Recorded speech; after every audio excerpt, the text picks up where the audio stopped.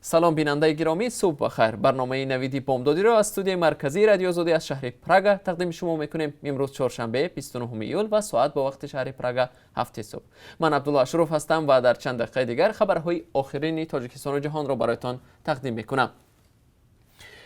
روسیه روزهای نزدیک نامگوی کشورهایی که پروازهای منتظم هواپیمایی را برقرار میکند بیشتر خواهد کرد. در این باره دنیس میکرین، کارمند دفتر مطبوعات وزارت کارهای خارجه روسیه، در یک مصاحبه با رادیوی کامسامولسکaya پراودا روز 28 ایول در مسکو اظهار نظر کرد. قبلا روسیه اعلان کرده بود که از 1 آگوست پروازهای مستقیم بین المللی را با ترکیه، تانزانیا و بریتانیای کبیر برقرار میکند. میکرین افزود مذاکرات با سایر کشورها از جمله کشورهای عضو اتحاد دولت‌های مستقل که تاجیکستان نیز عضو آن است برای برقرار کردن پروازها ادامه دارد. با ترکیه و تانزانیا و بریتانیا موافقه حاصل شد. در روزهای آینده و یا هفته‌های نزدیک فکر می‌کنم شماره کشورهایی که پروازهای منتظم برقرار خواهند شد بیشتر می‌شود، ابراز داشت مسئول دفتر مطبوعات وزارت کارهای خارجه روسیه.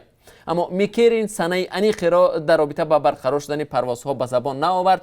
جانب تاجیکستان روز 22 ایول به روسیه اطلاع داده بود که آماده است پروازهای منتظم را با رعایت قاعده‌های بهداشتی از سر بگیرد.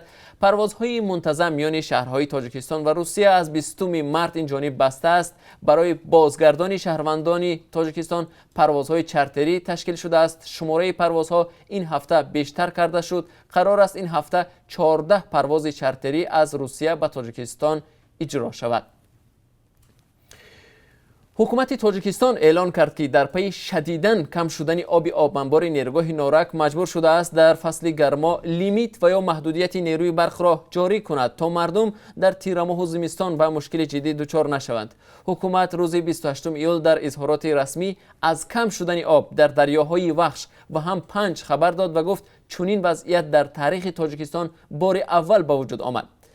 امروزها در آب انبار نورک ذخیره آب نسبت به سال گذشته 17 متر کم است. اگر چنین وضع ادامه یابد ذخیره آب در آب انبار نهایت کم شده در فصل زمستان برای با برق تامین نمودن اهالی و ساحه‌های اقتصادی ملی مشکلات بسیار جدی پیش می آید گفته شده است در مراجعه حکومت تاجیکستان به مردم.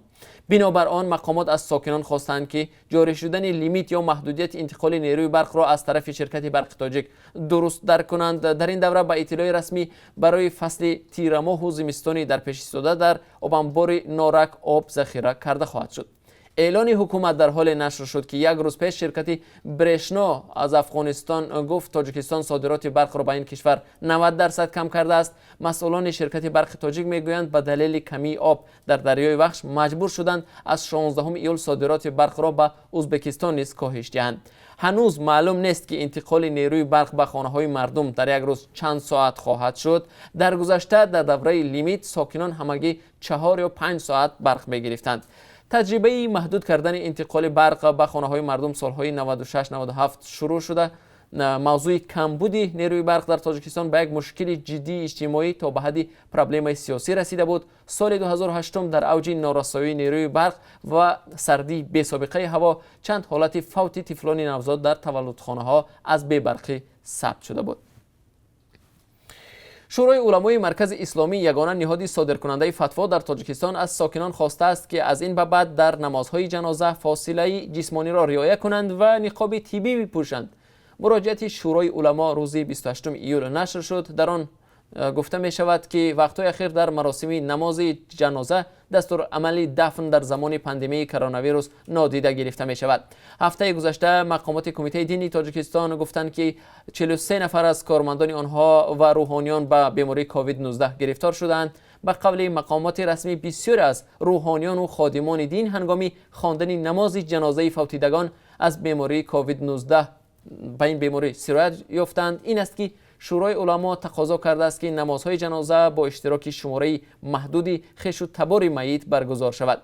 نماز جنازه را امام با رعایت طلبات شریعت انجام داده در فاصله 2 متر از تابوت دورتر می ایستد. امام و نمازخوانان باید مسافه را رعایت نموده حتما نقاب پوشیدند. آمده است در مراجعه شورای علما که در سامانه رسمیش نشر شده است. مراجعه شورای علما در حال است که از اولهای ماه مارس امسال در پی احتمال پهنشوی کرونا ویروس ادای نمازهای پنجگانه جمعه و تراویح در مسجدهای کشور منع کرده شده است. مقامات در پی افزایش شماره قربانیان از التهاب شش و کرونا ویروس تنها برگزاری نماز جنازه را اجازه داده بودند. با اطلاع رسمی از زمان اعتراف موجودیت کرونا ویروس نو در تاجیکستان تا 28 ایول 7276 نفر به بیماری کووید 19 گرفتار شده، 60 کس فوت دیدند. زیاده از 6000 کس شفا یافتند. آمار غیر رسمی از این بیشتر گفته می شود. در شهر وینا روز 28 ایول مذاکرات 3 روزه میان مقامات ایالات متحده آمریکا و روسیه شروع می شود که موضوع نظارت سلاح‌های هسته‌ای را در محور قرار داده است. دوامی دوره اول مذاکرات ایالات متحده آمریکا و روسیه سازش آخرین نظارت سلاح را بررسی کردند که سال 2010 امضا شد. پیمان نوی استراتژی سلاح و یا نیو استارت نام دارد. این سازش شماره کلاهک‌های هسته‌ای در اختیار هر کشور بوده را تنظیم می‌کند. در پی مذاکرات اولی 22 تا 23 ایون در وینا، فرستاده ویژه پرزیدنت ایالات متحده آمریکا عاید به نظارت سلاح مارشال بیلینگسلی در نشست مطبوعاتی گفت که او و معاون وزیر کارهای خارجه روسیه سرگئی ریابکوف در زمینه تأسیس گروه‌های بسیار سمته فنی به پیشرفت دست یافتند و اظهار امیدواری کرد که آن برای دستیابی به سازش نوی جایگزین نیو استارت در ماه فوریه زمینه گذار می شود. روز از این پیش دو جانب مکالمه در زمینه امنیت کائنات را برگزار کردند که اولین بار بعد سال 2013 برگزار شد. ایالات متحده آمریکا پیشنهاد کرد که قاعده‌های رفتار با دلیل در کیهان ایجاد شود که بتواند همچون مدل قاعده‌های جنگ بر اساس پرینسیپ تناسب و انسانیت عمل بکند. طالبان و حکومت افغانستان گفتند که به خاطر عید قربان که روز 31 ایول تجلیل می شود آتش بس 3 روزه اعلان می کنند. این زمان امریکا سعی دارد که مذاکرات به تأخیر افتاده بین الافغانی هرچه زودتر آغاز یابد. گروه طالبان روز 28 ایول با نشر یک بیانیه گفت همه مجاهدان یعنی جنگجویان طالب دستور گرفتند در 3 روز و شب عید بر ضد دشمن هیچ عملیات انجام ندهند، ولی گفتند طالبان اگر کسی به آنها حمله کند قاطعانه جواب خواهند گرداند. حکومت افغانستان گفت که به نیروهای امنیتی امر داده است که آتش بس را رعایت کنند. اعلان مذکور در زمان است که زلمه خلیلزاد فرستاده خاص آمریکا برای افغانستان سعی دارد ضمن سفرش به پاکستان، افغانستان و قطر که طالبان آنجا دفتر سیاسی دارند گفتگوهای صلح را احیا کند.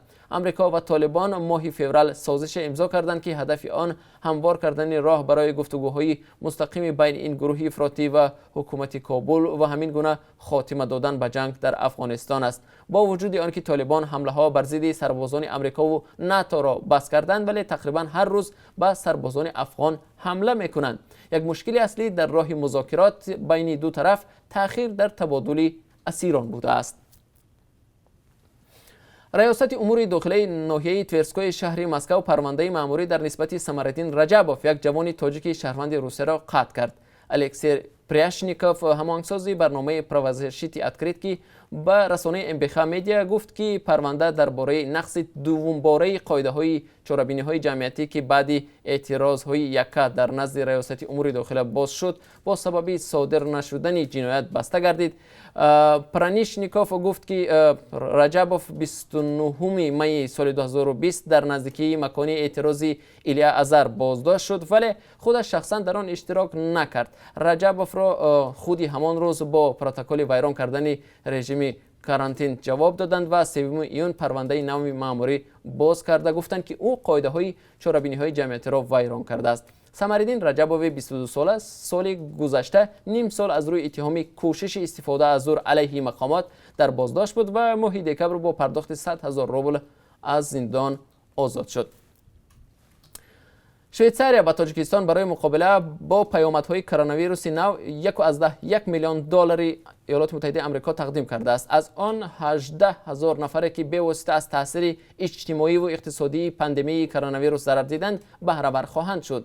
والبورگا راس مدیر دفتر شویتساریا عاید به رشد و همکاری در تاجیکستان روز 28 ایول در اظهارات رسمی گفت تأمین امنیت غذایی در دهات و منطقه‌های دوردست حیاتاً مهم و تأخیرناپذیر است. اگر فاصله گیری جسمانی و شستن دستان و پوشیدن نقاب از مبتلا شوی پیشگیری کند، استعمال خوراک کافی و سالم ایمونیتت را بلند می‌بردارد. کمک‌های شویتساریا توسط برنامه جهانی غذا در تاجیکستان به احتیاجمندان دسترس خواهند شد. در نوبت اول به خانواده‌های برتری می‌دهند که زنان مسئولیت خوراندن و پوشانیدن اعضای عائله را دارند.